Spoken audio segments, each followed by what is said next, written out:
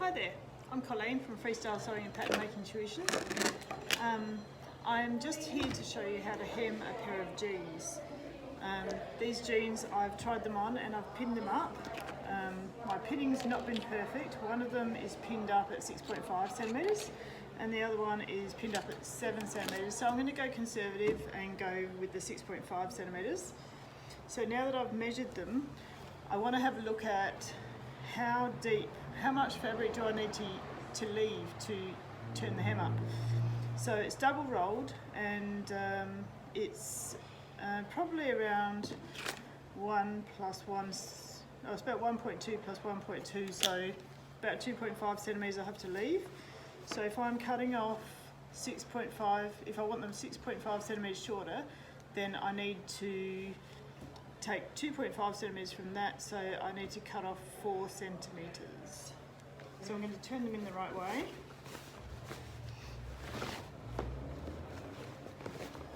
So if I cut off 4 centimetres, that'll leave 2.5 centimetres to do the hem, and they'll end up 6.5 centimetres shorter. Perfect. So I've just turned them in the right way. And I've got the front up,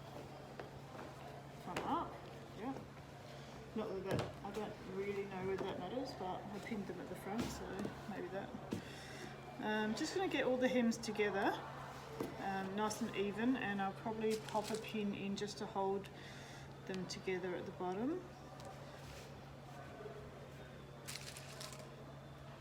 Then I'm going to get some fabric chalk. I've got this waxy chalk, which is amazing, so good. And I'm going to just make a mark at the 4 centimetre mark. So I'll put my ruler, I can see through my ruler, which is great. And I've put my hem on the 4 centimetre mark, and I've made a mark there at the 4 centimetre mark, and another one on the other side at the 4 centimetre mark. Now I'm going to put my ruler on the top of that 4 centimetre mark, flip my pants up and make another mark underneath. And this, try not to move your pants, should mean that you've got that mark all the way around. So if we open it up, we can have a look. Fairly good. And then I'm going to make another mark at 2.5 centimetres up so that I know where my hem needs to be when I'm sewing it up.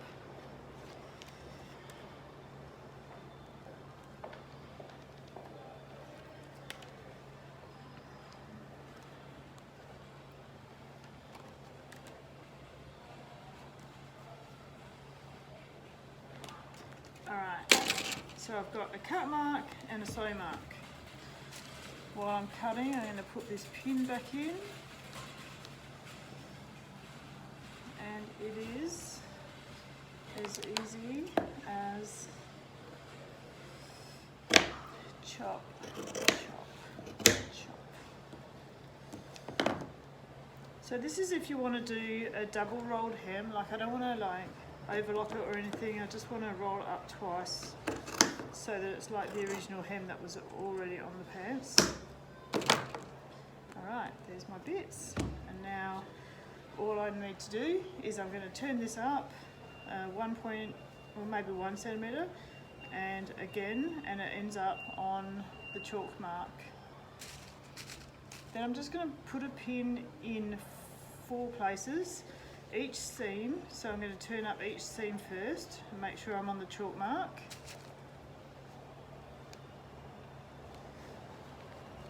And then I'm going to like turn it up in the middle, just have it sitting nicely with the chalk mark at the edge. Pin that. And the other side.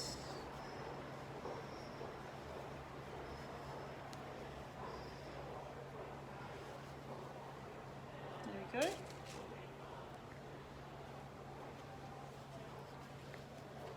I'm going to want to sew it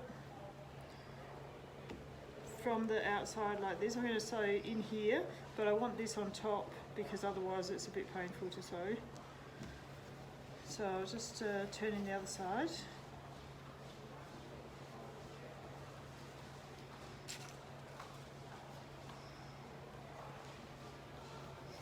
Seams first.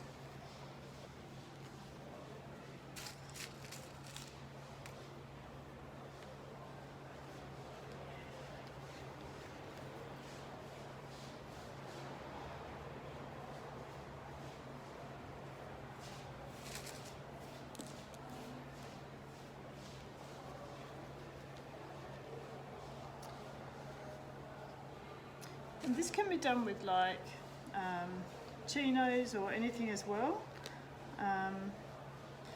Sometimes the hem might be a different width, so maybe the chinos are turned up 1 centimetre and then 2 centimetres, so then you would just leave 3 centimetres for the hem instead of cutting so much off.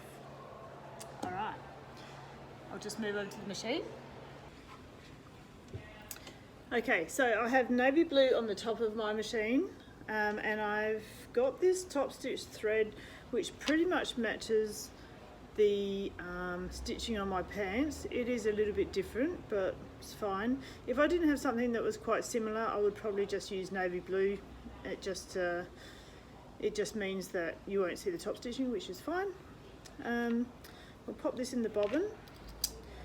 So the top stitching thread is going in the bobbin.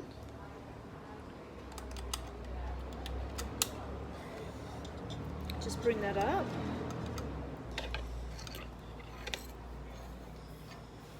Now I'm just going to tilt this so that you can see what I'm doing. There we go.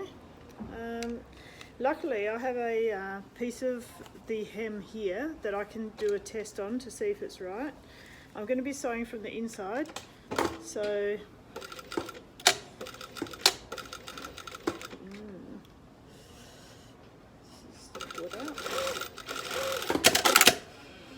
and you can see that it's not sewing very well because it's very loose, and it needs to be tightened up. So I'm gonna like tighten the tension of my machine. You may have to do this to your domestic machines as well. Now I'll try again.